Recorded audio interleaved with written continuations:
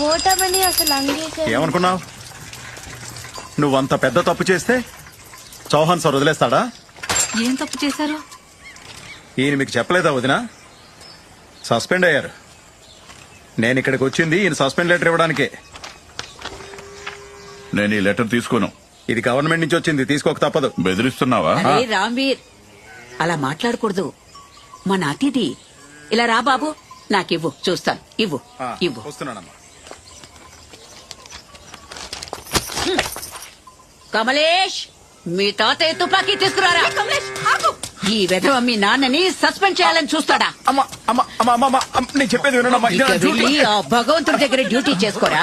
నా కొడుకుని కారణం లేకుండా సస్పెండ్ చేస్తారా మీరు? అమ్మా అమ్మా నా తప్పలేదు, నేను చెప్పేది వినమ్మా. నేను చెప్పే ఏంటో చెప్పు, ఏంటో చెప్పురా. అమ్మా అమ్మా నిన్న సాయంత్రం చౌహాన్ సార్ రామ్వీర్ని పిలిచి మాట్లాడారు. విత్తనాల పంపిణీ ఫైల్ మీద నువ్వు ఇంతవరకు సైన్ చేయలేదు.